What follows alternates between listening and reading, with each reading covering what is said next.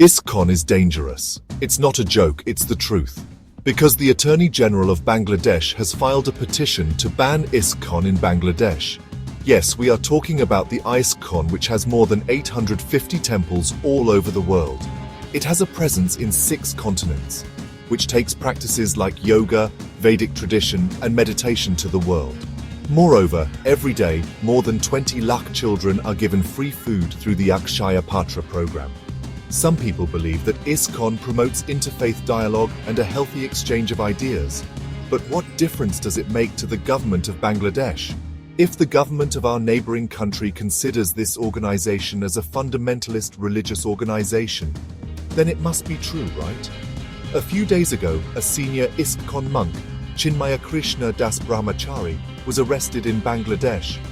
He has been charged with treason, that is, sedition. Today, the situation of Bangladesh is like this. But the Indians who were busy saying all eyes on Rafah never say all eyes on Dhaka, because we don't even know what's going on in our neighboring country.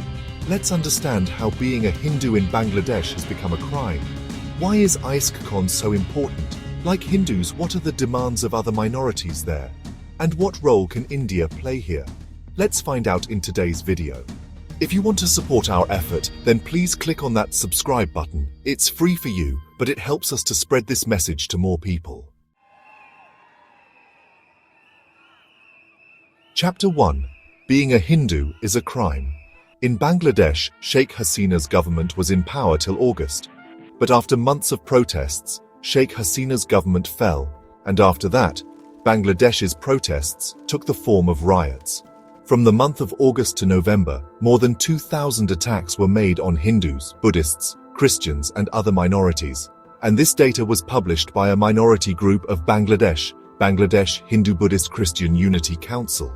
If you want to read all the sources, then the links to all the sources will be given in the description below. But Muhammad Yunus says that these attacks are not religious, but political.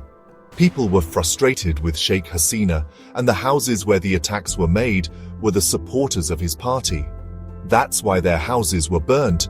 That is, instead of condemning the attacks, instead of stopping the attacks, the debate is on what could be the reason for the attacks. On the contrary, they started blaming India. That India is exaggerating these attacks. So, because of this situation, on October 25th, there was a rally in Bangladesh. After which, sedition charges were imposed on 19 leaders who participated in this rally.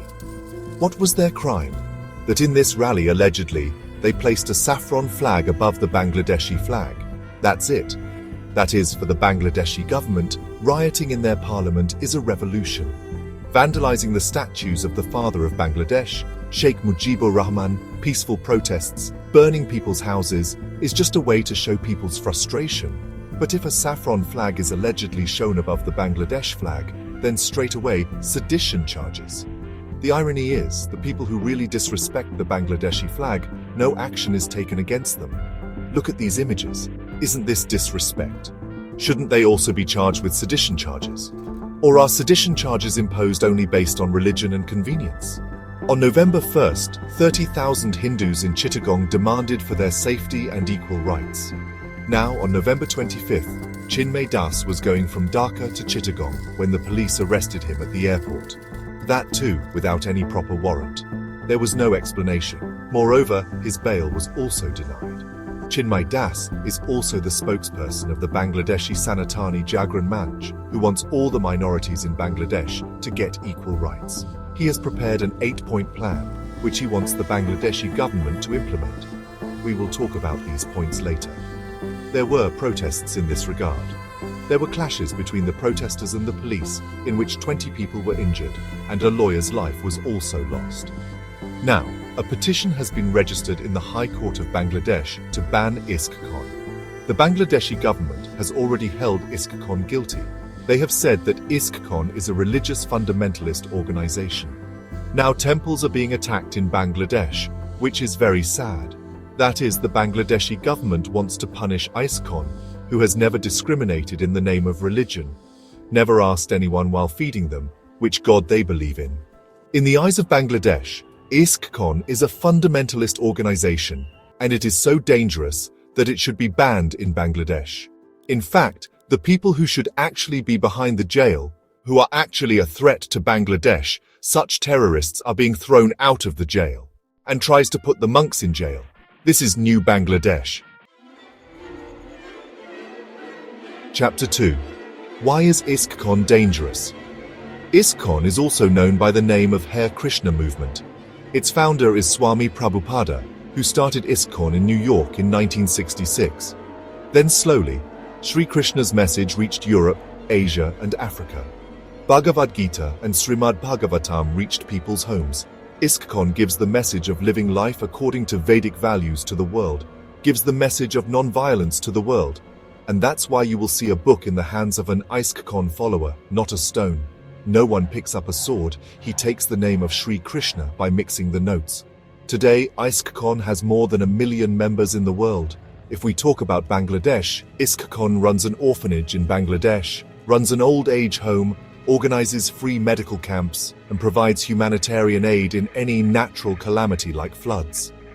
Do you know how many ISKCON monks have blown up bombs in the last 50 years? 0. How many followers have burnt people's homes? 0. Never rioted and never promoted violence. ISKCON is a peace-loving devotional movement. Some people might think that this will benefit people, the needy will get support. But the Bangladeshi government has said that this is a lie. ISKCON is dangerous because Chinmay Das has put forward some issues to save minorities.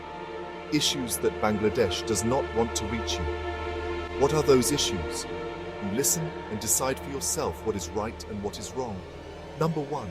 In cases of minority persecution, there should be a tribunal for swift justice, and the victims should be rehabilitated as soon as possible, and compensation should be given. Number 2. A minority protection law should be made, which is missing in Bangladesh today. Number 3. A minority affairs ministry should be made, which is in India but has not been made in Bangladesh yet. Number 4. The Vested Property Act should be enforced. Number 5. Minority religious practices should be accepted in educational institutes. Number 6.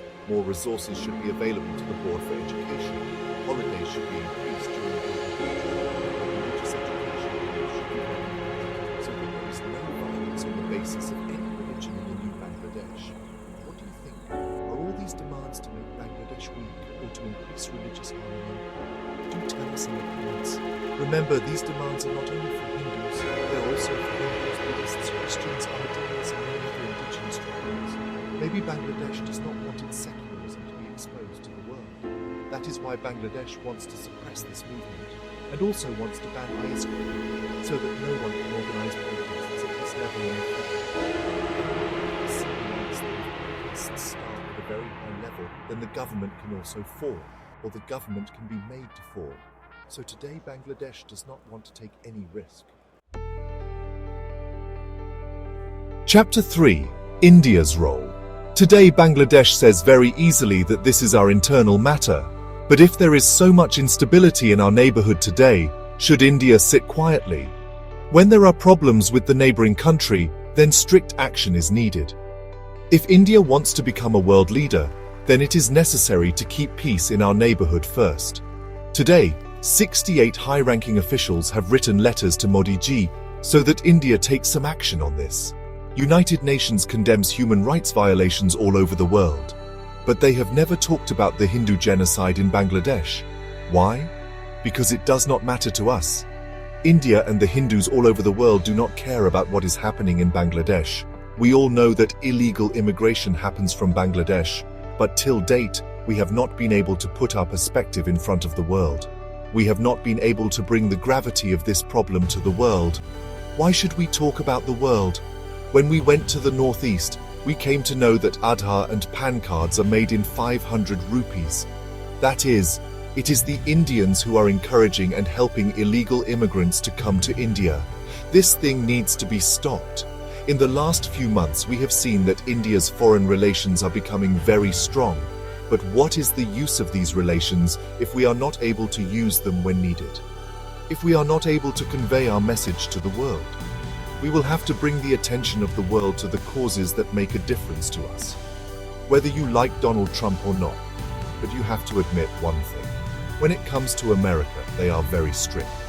They have imposed 25% tax on all products of Canada and Mexico, and they have told both countries to take action on illegal migration through Canada and stop the drug trade from Mexico. Otherwise, taxes will increase even more. That is, they have attacked directly where it hurts.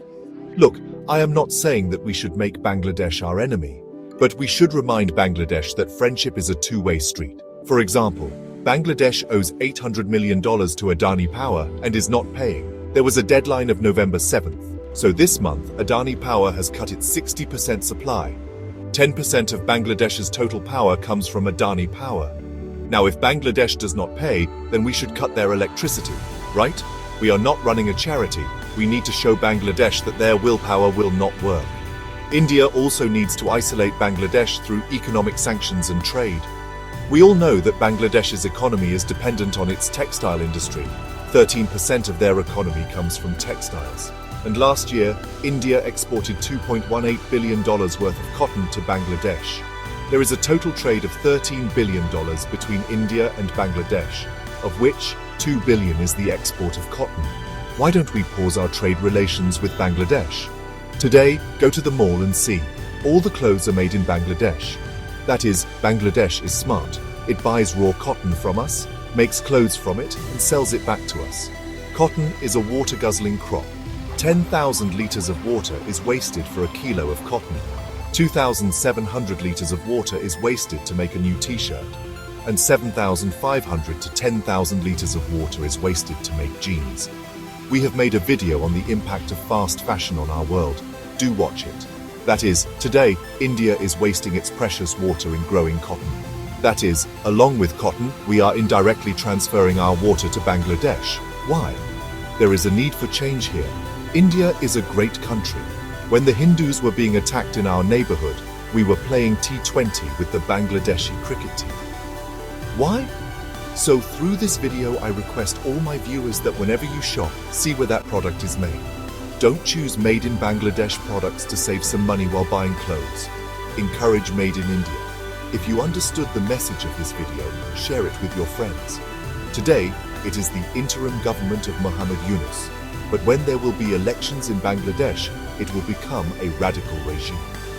Then, the situation of minorities is going to get worse than today. So, the Indian government needs to wake up. There is a need to take action. There is a need to keep your perspective in front of the world. Because I don't know if ISKCON is dangerous or not, but Bangladesh, which calls ISKCON Dangerous, is becoming a dangerous neighborhood. Now all eyes on Bangladeshi Hindus. This is a fact, and this is the important thing. It makes a difference to me to reach you.